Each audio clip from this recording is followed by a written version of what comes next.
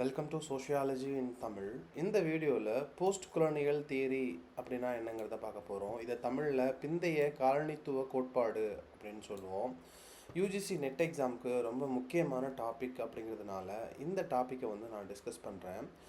Sociology related competitive exams நீங்கள் படிச்சுட்ருக்கீங்க அப்படின்னா இந்த சேனலை சப்ஸ்கிரைப் பண்ணிக்கோங்க. I'll be uploading more videos on sociology, theories, concepts, social movements, urban sociology, rural sociology அப்படின்னு எண்ணற்ற சப்ஜெக்ட்ஸ் வீடியோஸ் என்னோட சேனலில் பிளேலிஸ்ட்டில் அப்லோட் பண்ணியிருக்கேன். Now let's get started. Post colonial theory அப்படிங்கிறது ஒரு கோட்பாடு.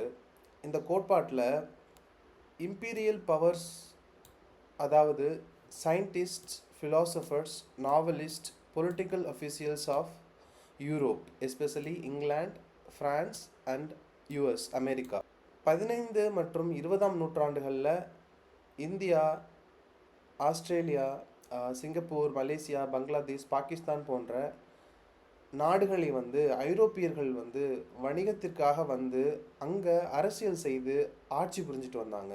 ஆட்சி செய்த மக்களுடைய மொழி, பண்பாடு, பழக்க வழக்கங்கள் அனைத்தையும் படித்து புத்தகங்களாக எழுதும்போது அவங்களுடைய பெருமையான விஷயங்களை மறைச்சி எழுதினாங்க. அது மட்டும் இல்லாமல் அவங்களுடைய பிலீஃப், ரிச்சுவல்ஸ் இது எல்லாத்தையும் அந்த ஆதிக்கம் செலுத்தப்பட்ட மக்களுடைய பழக்க வழக்கங்களையும் கம்பைன் பண்ணி ஒரு வாழ்க்கை முறையை இன்ட்ரடியூஸ் பண்ணாங்க.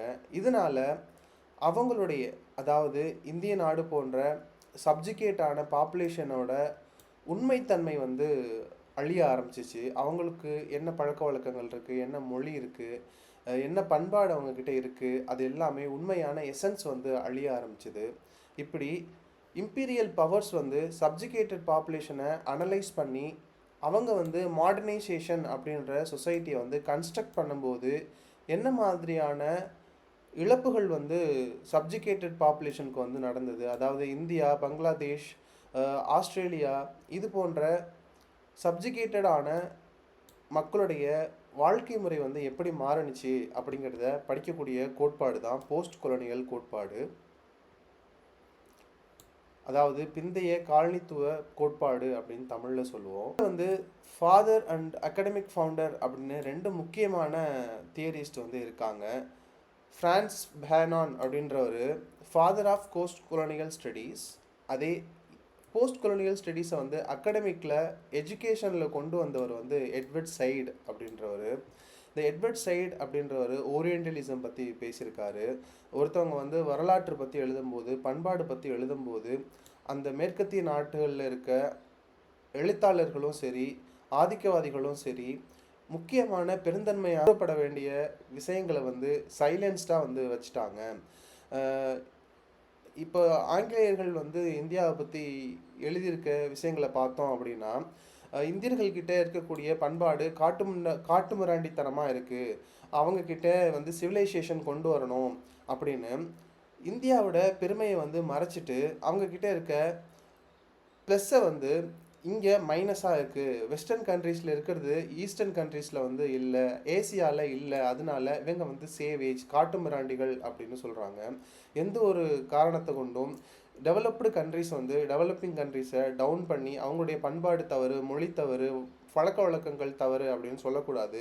அவங்களுக்குன்னு ஒரு எசன்ஸ் இருக்குது, அவங்களுக்குன்னு ஒரு டேஸ்ட் இருக்குது, அதை தான் நம்ம படிக்கணுமே தவிர நம்மள்கிட்ட இருக்க டாமினன்ஸை அவங்கக்கிட்ட புகுத்தி அவங்க மட்டும் நாங்கள் உயர்த்தி அப்படின்னு சொல்லக்கூடாது அப்படிங்கிறத எட்வர்ட் சைடு அப்படின்ற தியரிஸ் சொன்னார். போஸ்ட் கொலோனியல் தியரி அப்படிங்கிறது ஐரோப்பிய நாடுகள், அதாவது பிரிட்டன், பிரான்ஸ், அமெரிக்கா போன்ற காலனித்துவ ஆட்சியாளர்கள் ஆட்சி செய்த பின்பு மக்களுடைய சமூக, பண்பாடு, அரசியல், பொருளாதார விளைவுகளை ஆய்வு செய்யும் கோட்பாடு அப்படிங்கிறத நீங்கள் தெரிஞ்சுக்கணும். போஸ்ட் கொலோனியல் தியரியில் ஒரு நாட்டோட மொழி, பண்பாடு, அடையாளம், அதிகார உறவுகள் எவ்வாறு பாதிக்கப்படுகின்றது அப்படிங்கிறத தியரிஸ்ட் படிப்பாங்க. எடுத்துக்காட்டாக இந்தியாவில் பார்த்தீங்க அப்படின்னா பிரிட்டிஷ் ஆட்சி முடிந்தது பிறகு நம்மளுடைய மொழியில வந்து ஆங்கில மொழியோட ஆதிக்கம் வந்து பார்க்க முடியுது.